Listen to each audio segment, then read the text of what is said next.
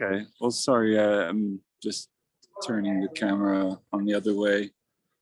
I'm actually in a town in Armenia, a place where just about a year ago, not far from here in Artsakh, kind of an autonomous Armenian community in the late Soviet period basically wanted to secede from the Azeri SSR.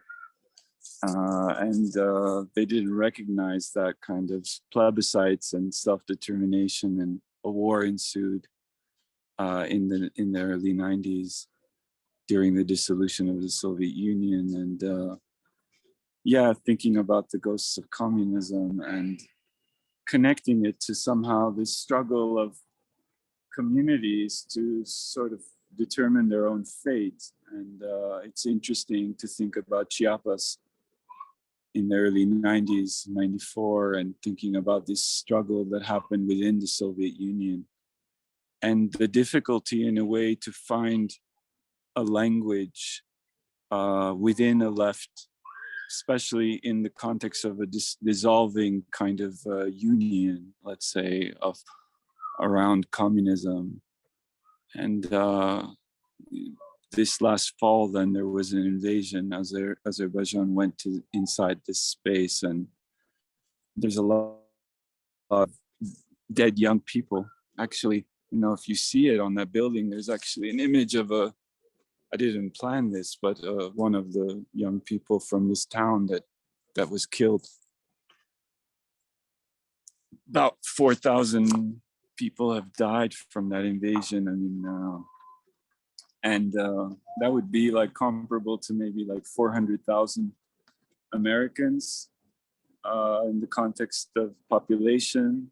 But instead of, you know, the 44 days, you know, it took the US, I don't know, 2,000 soldiers of over 20 years. And we see how, you know, the US commemorates that death. But I think David, for me, is a comrade that tried to kind of think that impossible kind of space of thinking the sort of reconciling leftist history with all the kind of limits and blind spots and basically the reinvention of a different politics, maybe a sense of politics. And that's a very precious kind of loss, I feel.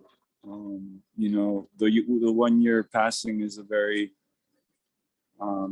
difficult thing in the Armenian context. That it's highly commemorated. So this month is going to be heavy with a lot of commemorations marking 1 year of a lot of young people who died, especially from this region that we're in. But I you know, I was thinking today how to kind of reconcile this kind of the lives of people who get lost, who have no recognition, and then friends like David who everybody remembers.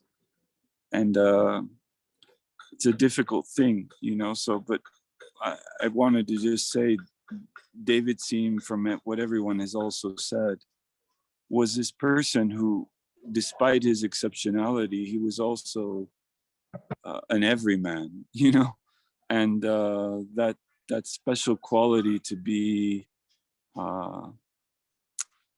yeah, just involved in everything, in the details of thinking and being with others, and fully present. Video camera, Lauren. Yeah. It makes sense to have someone talking at the same time right now. I didn't prepare anything like that to speak. I just wanted to be present to where I would be today, and that's where I am. And I wish David was still with us, but I think if there's something that we can kind of keep alive, is this kind of search that really confronts even the dead ends of whatever has been a left, and still claims some affinity to that struggle towards a different way of life and a different conception of living together. So we miss you, David, but you're here with us, actually. So that's it.